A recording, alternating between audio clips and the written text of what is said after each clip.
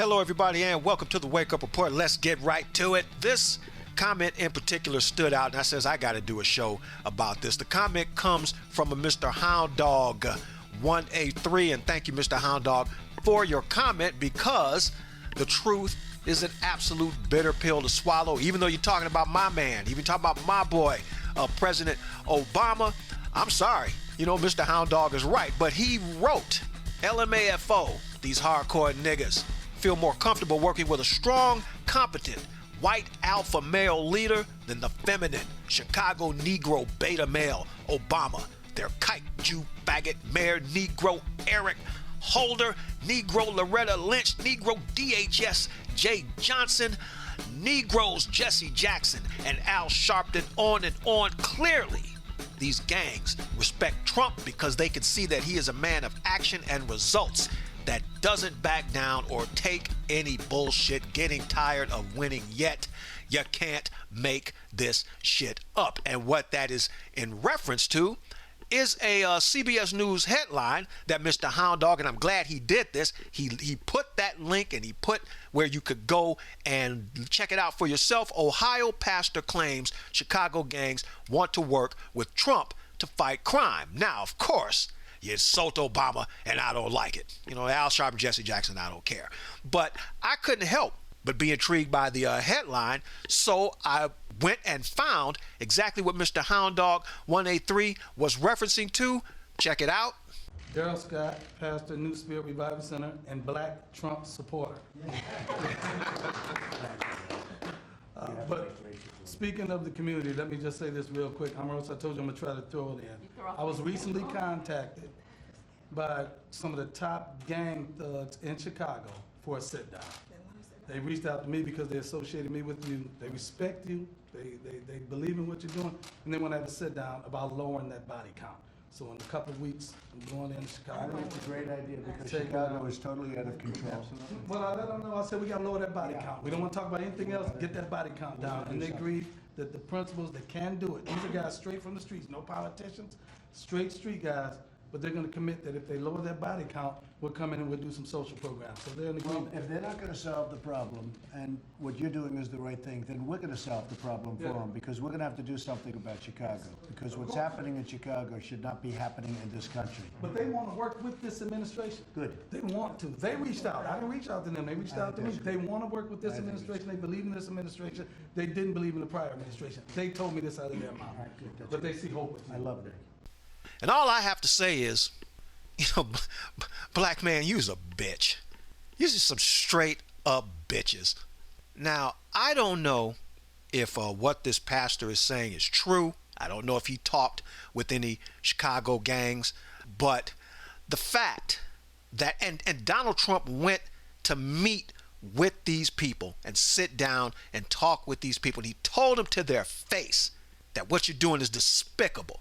It's a disgrace, and you need to clean it up. And you kowtowing, bitch-ass, girly, skirt-wearing Negroes, you bow down to Donald Trump like that great white alpha male that you respect more than you respect your own president, your own black president. It makes me wonder, what is it that you respect about Donald Trump? Because Trump, prior to running for president, ain't did nothing for you. But Obama pulls off one of the biggest feats, one of the biggest upsets. If Donald Trump becoming president was one of the biggest upsets in political history, then President Obama becoming president was also one of the most political upsets in the history of politics. But you don't respect, and I said this before, and you people out there, well, you black people, I don't know about you white people, you black people jumped all over me with the Serena Williams show when I said, you know something,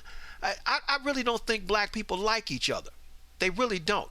I know for a fact black men don't respect each other because you call each other niggas all the time. Black women don't really respect black men because there's really nothing to respect. And these kowtowing, skirt-wearing, tampon-wearing Negroes prove exactly what I'm saying to be true. You don't respect your own black man, but you respect that white man. You respect that white man because you know that white man he's indifferent. He will come and put his foot up your behinds, and you know it. So that's what you pay respect to. It's like Tarzan went into the deepest, darkest, most dangerous parts of the jungle.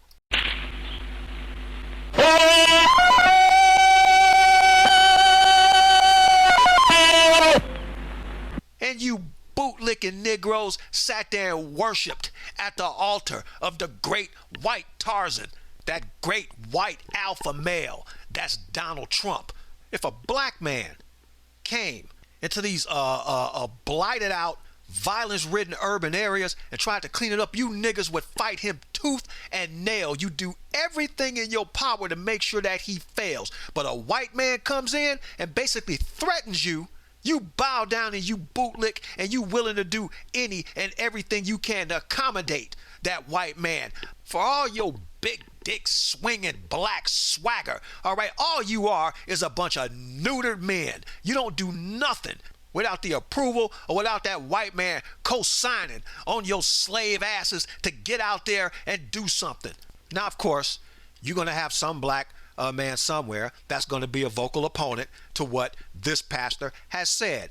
And that would be, in this case, of Mr. Jedediah Brown. Mr. Jedediah Brown is a community activist in Chicago, and he did not take kindly to what the Ohio pastor was saying in reference to the black Chicago gangs wanting to work with Trump. So he did everything from just saying, well, basically, these are old gangsters that aren't relevant anymore, to, nobody's going to come in here and clean up any crime. What you're saying akin to nothing more than you selling out, blah, blah, blah, and blah, blah, blah. Real strong words from Mr. Brown. But let's take a look at Mr. Brown, for those of you who don't know who he is, and let's see how he handles himself in regards to his community activism.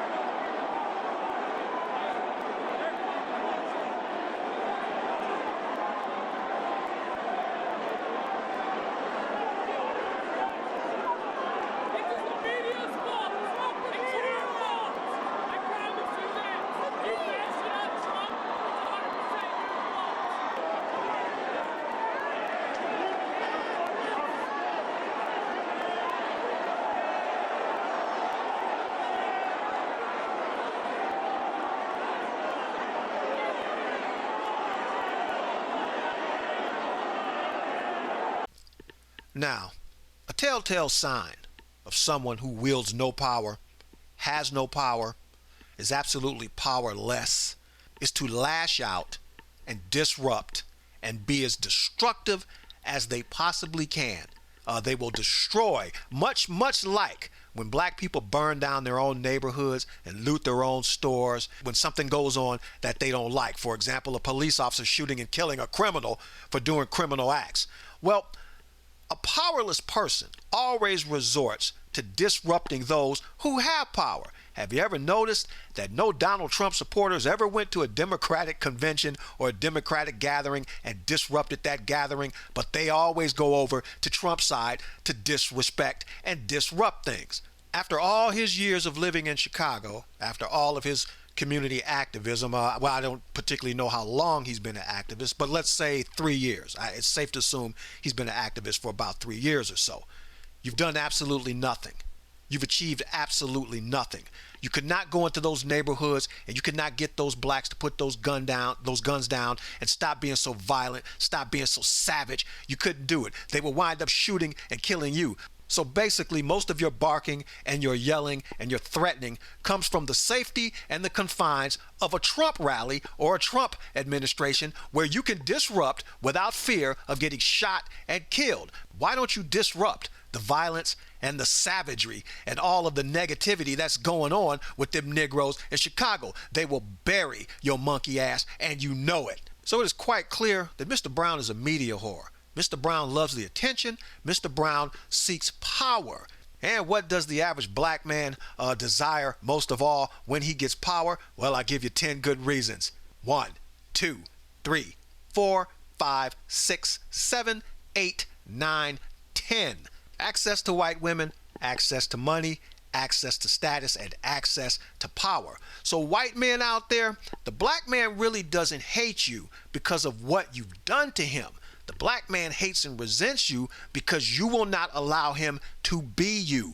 White men will always let black men know what they think of them and what they feel their place is in society, and black men can't stand that. And instead of charting your own course, instead of doing what you need to do as men to get yourselves together, you run around behind that white man, you bootlick that white man till his boots are just sparkling and shiny, much like that bootlicking reverend, those bootlickers in that audience, and all the bootlickers across the country, because every black male was put on notice when Donald Trump said what he said. You shaking in your boots because now you fear what that white man is going to do, because he's got such backup behind him that they will literally come in and raise all of these ghettos and get all you niggas out, or either bury you up under those jails. You are shaking in your boots right now because you don't know what that white man's going to do to you. So you offer your help, you offer your assistance, you offer to work with this president, because unlike the previous president,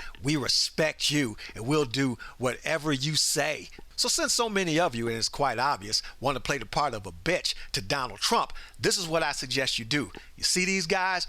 Why don't you just do what these guys do?